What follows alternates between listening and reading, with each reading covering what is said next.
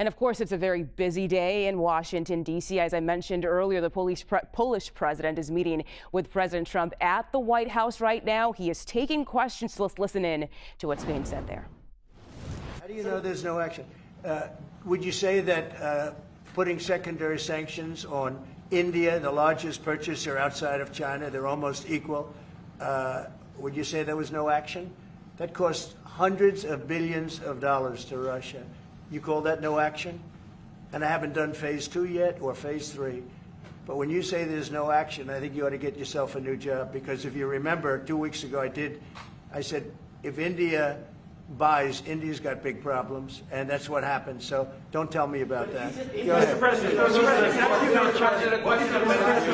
President, right now there have been survivors of Jeffrey Epstein speaking at a press conference on Capitol Hill. They're calling for these case files, these documents to be released. And Thomas Massie, who was sponsoring a discharge position to get the House to vote on releasing those documents, says he doesn't believe you're implicated in these files, but many of your friends and donors may be, and he says that's why the Justice Department is redacting them and slow-walking the release. Is the Justice Department protecting any friends or donors, sir? So this is a Democrat hoax that never ends.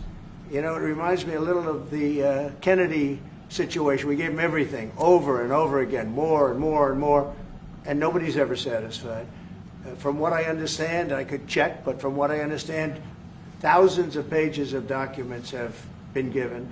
But it's really a Democrat hoax because they're trying to get people to talk about something that's totally irrelevant to the success that we've had as a nation since I've been president. Even if you look at D.C. right now, D.C., it's a totally safe zone. It's called a safe zone. That's a term. It's a term of art. It's a safe zone because it's very safe. You can walk down the street now and nothing's going to happen.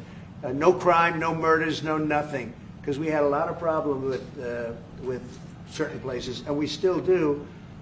All run by Democrats, or for the most part run by Democrats. So what they're trying to do with the Epstein hoax is get people to talk about that instead of speaking about the tremendous success like ending 7 wars. I ended 7 wars. Nobody's going to talk about because they're going to talk about the Epstein whatever. Sir, I understand that we were subpoenaed to give files, and I understand we've given thousands of pages of files. And I know that no matter what you do, it's going to keep going. And I think it's enough because I think we should talk about the greatness of our country and the success that we're having.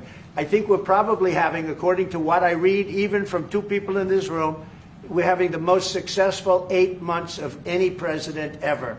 And that's what I want to talk about. That's what we should be talking about, not the Epstein hoax. When are you going to make a decision on Ukraine, Mr. President? I have no message to President Putin. He knows where I stand, and he'll make a decision one way or the other. Whatever his decision is, we'll either be happy about it or unhappy. And if we're unhappy about it, you'll see things happen. Venezuela, can you give us a sense of what the U.S. policy or what you're trying to achieve with the aircraft carriers, or the boats, I should say, in near Venezuela, and also the boat that you mentioned yesterday where 11 people were killed? What was found on that boat, and why were the men killed instead of taken into On the boat, you had massive amounts of drugs. We have tapes of them speaking. It was massive amounts of drugs coming into our country to kill a lot of people. And everybody fully understands that. In fact, you see it. You see the bags of drugs all over the boat. And they were hit, obviously. They won't be doing it again. And I think a lot of other people won't be doing it again when they watch that tape. They're going to say, let's not do this. We have to protect our country, and we're going to.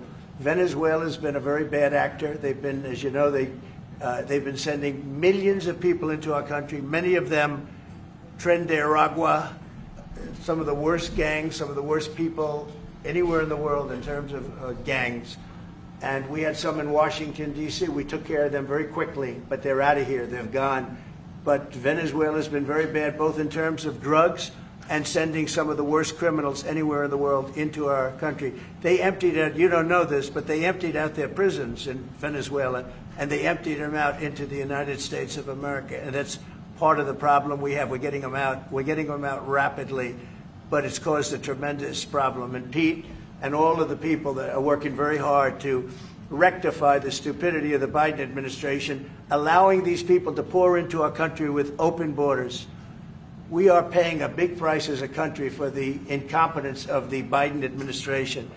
But think of it, opened up prisons, drug dealers, drug lords, everything coming out of Venezuela, they said, and we said, we're not going to put up with it anymore. So Venezuela has been one of the worst actors in the whole group, and we have a group of pretty bad actors. Are you wanting to force withdrawal?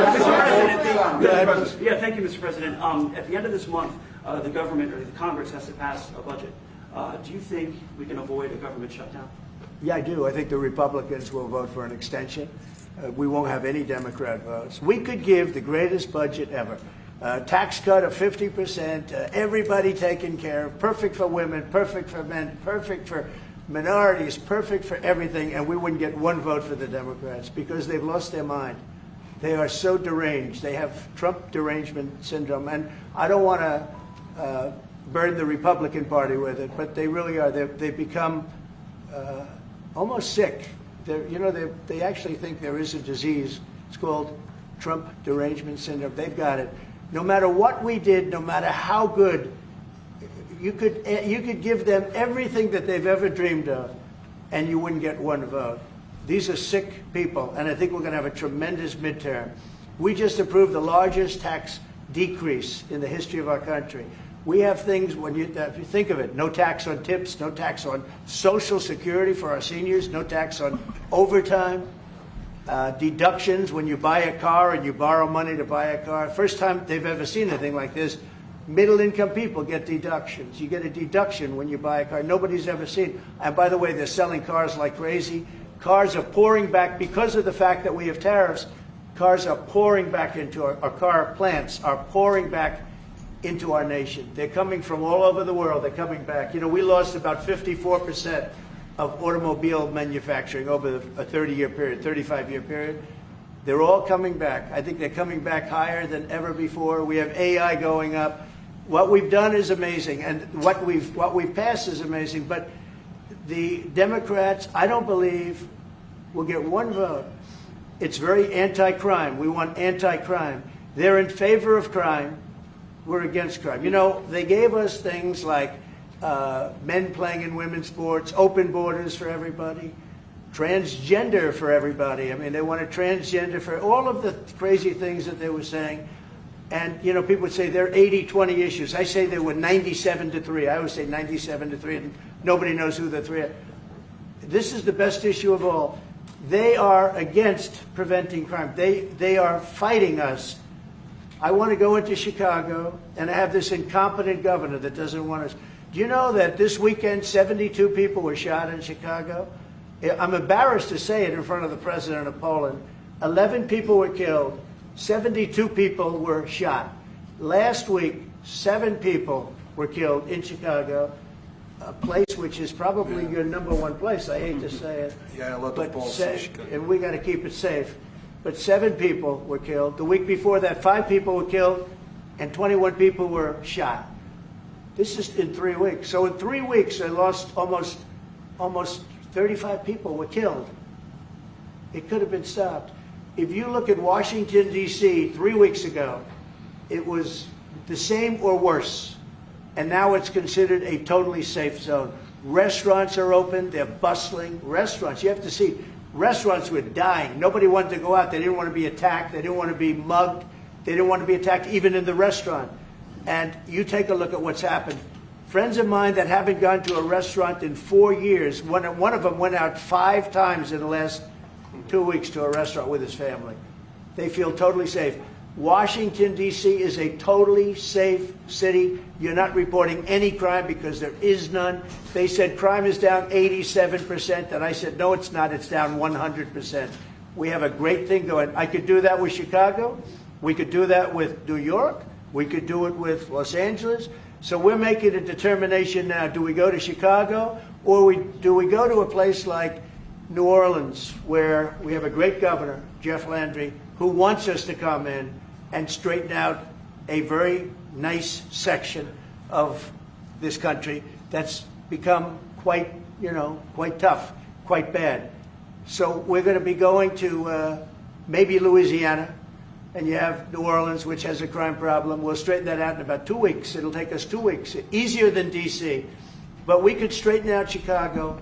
All they have to do is ask us to go into Chicago if we don't have the support of some of these politicians. But I'll tell you who is supporting us, the people of Chicago. And I sort of want them to let it be known. They have incompetent people. A guy like Gavin Newsom, he's the governor of a state that if we didn't go into Los Angeles with our soldiers, with our National Guard, you wouldn't even be having the Olympics there. They were going to take it. And remember this, your top law enforcement officer in Los Angeles said, there's no way we could have done this without President Trump coming in with the troops. We saved Los Angeles and we saved the Olympics. Thank you very much. I got to say, thank you, Andrew. Thank you. Mr. President, in regards to Gavin Newsom, would you be open to a congressional investigation in regards to the specific Palisades fire where it killed 12 seniors to see if there's any negligence on Gavin Newsom or Karen Bass in regards to those deaths? Well, I'll tell you, there's negligence on not getting people permits. That is negligent. We got all of the federal permits. Lee Zeldin, the federal permits are much more difficult. They were all gotten within 30 days. People could go build their houses. It's going to be years before they are allowed to build their house. And Karen Bass is grossly incompetent. And Newsom, this is a very incompetent guy. I watched him with the hands. I'm saying, what's going on with the hands? There's something wrong with him. Do you watch him? There's something wrong with this guy. But more importantly, he didn't allow the water to come from the Pacific Northwest. You know, they have tremendous amounts of water in California. People don't know. They send the water out to the Pacific Ocean. So I demanded it be open. If that were open during the fire, before the fire, you wouldn't have had the fire because all the sprinklers would have worked in the houses. They had no water. They had no water in the fire hydrants. You wouldn't have had the fires. It would have been put out after one house, two houses. But he stopped the water from coming in. And I had to send in the military to have that water opened after the fires. And now they have water, but he should have more because they've restricted, they still restricted. There's something wrong with these people. There's something really wrong. As to investigation, I view it as a gross incompetence. I view it as an ideology that's wrong. It's a radical left ideology. And if I didn't win this election, I think our country would be destroyed. I don't believe you'd be here right now, and our country would be destroyed. Yeah. Go ahead. President Trump, thank you, sir. What are the most important branches of interest between Poland and U.S. in your opinion? Well, it's just the relationship we have. I think there's a great trust and a great, more than most countries, more than almost any countries. We have some in a category that's very special, and Poland is in that category. We have a very special relationship. It's like the question about the soldiers that was asked. We never even thought in terms of removing soldiers from Poland. We do think about it with regard to other countries, but we would never know. We're with Poland all the way, and we will help Poland protect itself. I would like to add something. Yeah, of course, security is most important also for our relation. And I'm a historian, as you know, maybe, Mr. President. Sure. I'm a historian, and this is the first time in Polish history, in 20th century and the 21st century, that the Poles are happy that we have foreign soldiers in Poland. So the American soldiers are the part of our society nowadays. We have almost 10,000 soldiers, and this is the signal to the whole world and also to the Russian Federation that we are together. But we are not like the Poland free riders in Europe and in NATO. Mr. President Trump knows it, because our GDP for military service achieved 4.7. So we are probably the one NATO nation which is on this level, and we will not stop. Me, as the President of Poland, we are going to achieve 5% of GDP for military service, but with American soldiers on Polish soil, we solidify and we are secure. Just about that, Poland was one of two nations that paid more than they were supposed to with NATO. I don't know if anyone knows that, but there were two nations, and Poland paid more than they were supposed to. They thought it was low. And by the way, since then, at my request, they've raised it from 2% to 5%. But Poland was one of 2 nations that paid more than they were supposed to, which was a very nice thing. Yeah. Mr. President, you are upset that you were not invited to the parade in Beijing. Never even thought about it until just now. President Nawrocki, what's your message for President? Never even thought. It wouldn't have been my place to be there. On tariffs? Will you visit a restaurant in D.C.? You haven't gone to. I might.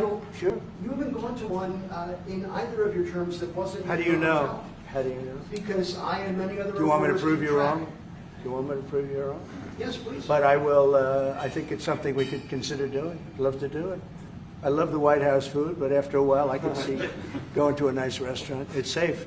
If you would have said, like the Governor Moore wanted me to go and walk through Baltimore with him, and I said, you know, I think I'm a brave guy, but there's no reason to be stupid. They have crime that's at levels that nobody's ever seen before in Baltimore. They've done a terrible job. We'd go into Baltimore, straighten it out very quickly, too. You know why? They respect our soldiers. You see our soldiers. They respect our soldiers. We'd go there, too. But we're going to have people asking us to go. They're going to want to, and I think the people of those places the politicians are not in tune with the people. The people in Chicago, the people in Baltimore, the people in all of the places we talk about, they want to see us there. And I think we're pretty much waiting till we get asked and properly. Because we're doing them a big service. Yeah, please. You talked about how historic these tariffs have been, bringing in revenue, additional revenue for our country. You've also mentioned before they could possibly replace federal income tax. Possible. Do you think that's someday it's possible? It used to be. So if you go back to 1913 is when they ended tariffs. We were the richest ever from 1850. It was all tariffs. We didn't have income taxes. From 1850 to 1913. In the 1887s, about 1887, they had the Great National Tariff Act.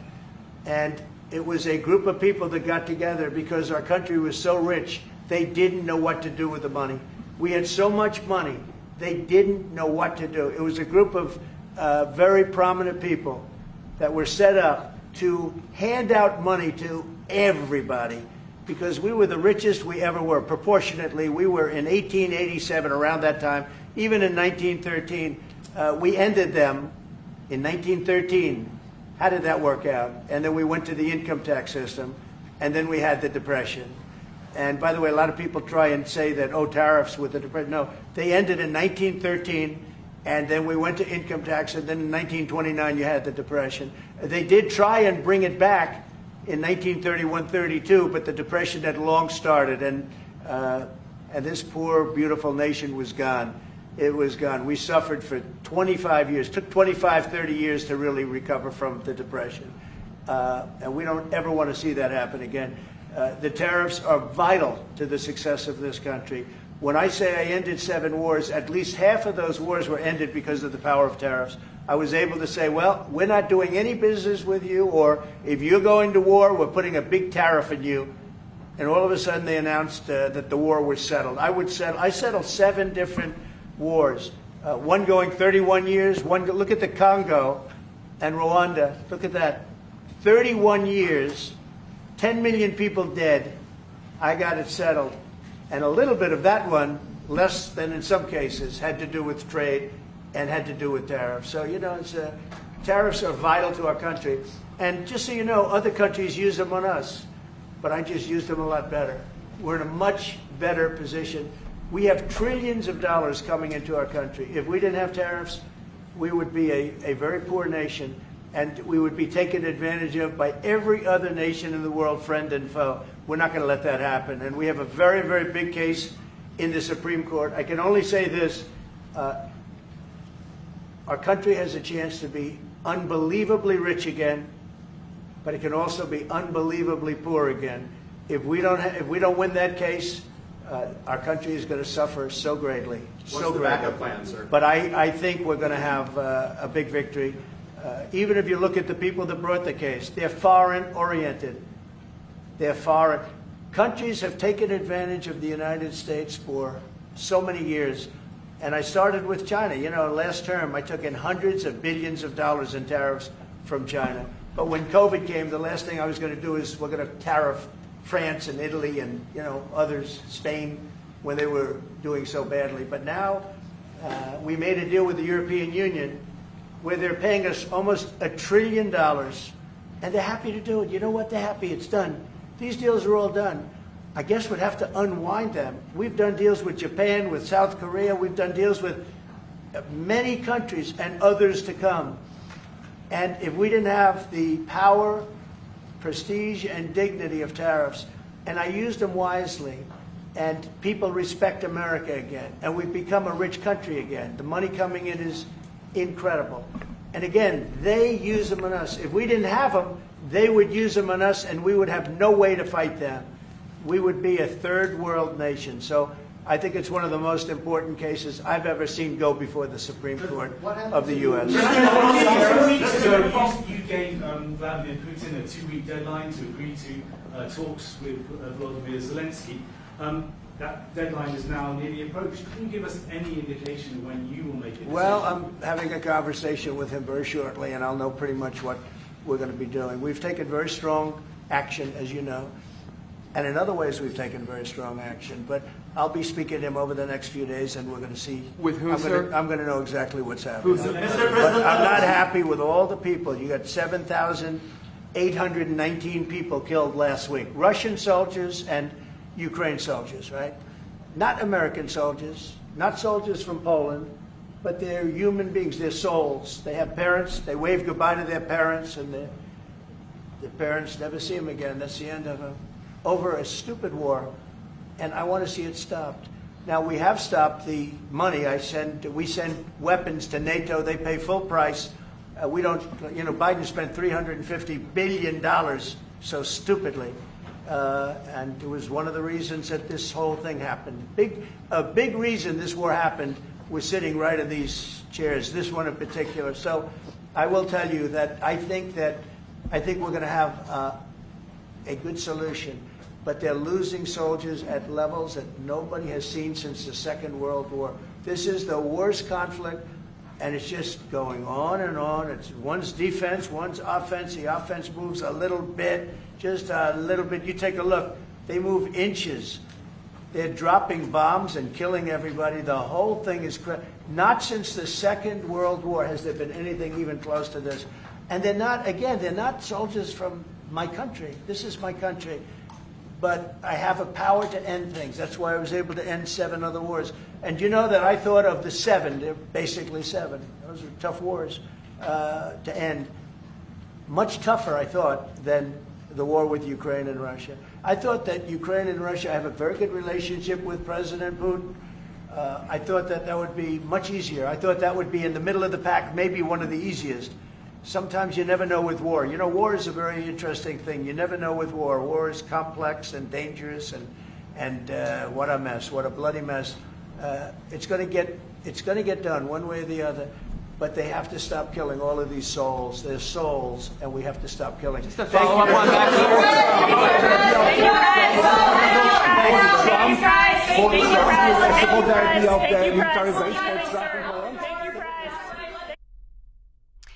You have been listening to President Trump at the White House. They are taking questions from reporters, and seated next to him is the president of Poland. They're holding a bilateral meeting today. On the other end of your screen there, we know Secretary of State Marco Rubio. He is meeting with Mexico's foreign minister. Right next to him, though, in that video there we saw, is the president of Mexico, Claudia Sheinbaum. At this point, though, we want to bring in CBS News White House reporter Aaron Navarro to talk about what we heard from President Trump at the White House today. Aaron, one thing that stood out to me was when he was asked about Jeffrey Epstein, and once again he called it a hoax. Earlier we heard from some of the survivors who say they don't like it when he calls it a hoax because this did in fact happen to them. The abuse and the issues from meeting and knowing Jeffrey Epstein, they're still dealing with that. And so there's some pain that comes from hearing President Trump call their experience a hoax. It doesn't seem like the president is changing his stance on that. Yeah, Mugo, I think that's right. It was really striking to see the video of that press conference with those survivors. And within less than the half an hour, you saw President Trump repeat his line saying, quote, "This is a Democrat hoax that never ends." And he also said, which kind of gets to the crux of all of this. He said he wants to talk about his agenda, his policy accomplishments in his eyes, and not Epstein. He really wants to get past that story that has gotten attention from some Republican members of Congress, as well as members of his diehard base. All of this coming, of course, as those survivors were speaking on Capitol Hill.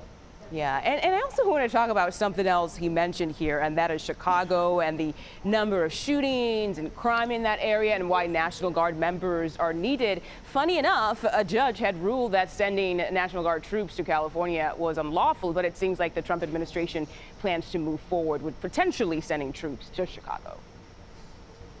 Yeah, that California ruling set a precedent potentially for future lawsuits when it comes to this administration sending in the National Guard to other cities, but that ruling specifically applies to just California. The president did make some news, however, in saying that he is looking at New Orleans as a place to send National Guard. New Orleans, governed by a Republican in Louisiana. He said that the Louisiana governor wants them to come in and help with crime in New Orleans, and contrasted that with the lack of an invitation or much communication, if at all, with Illinois Governor J.B. Pritzker and Chicago. He said at one point that Chicago has to ask for the National Guard to come in, encourage them to do so, and that's kind of what this administration, the White House, and the president are waiting on. A little bit of a different tone than we got yesterday, where Trump seemed to suggest it was a matter of when, not if, the National Guard would be sent there. As we've seen from Democratic Governor J.B. Pritzker, he's really criticized the administration for not focusing on crime in red states. This could be an answer to that, with the president saying they could go into New Orleans and Louisiana. And of course, another thing that was very much top of mind today is the war between Russia and Ukraine. The president there asked about President Putin, who he said he is likely going to talk to in the next few days. And a reporter asked him what he is going to do if Putin does not, in fact, meet with President Zelensky. And he says, oh, we're just going to wait and see, and then I'll respond from there. What's your take on that? Yeah, we heard from the Treasury Secretary, Scott Bessent, that, quote, every option is on the table. But the U.S. has already placed a lot of sanctions on Russia, secondary sanctions on India, who buys oil from Russia. So it remains to be seen what kind of economic impact they can make. But the president here is voicing his disappointment with Russian President Putin as the possibility and likelihood of a bilateral meeting between Russia and Ukraine seems very low. President Putin said that he's not ruling it out as long as it happens in Moscow, which is very unlikely that Ukrainian President Zelensky would accept that. And President Trump seems to be looking forward and saying that he wants to do at the very least a trilateral meeting with the U.S., Ukraine, and Russia. But he's certainly voicing his disappointment here. We'll potentially learn more, as the president said he will talk to Putin in the coming days. All right. CBS News White House reporter Aaron Navarro live for us today. Thank you so much for your time.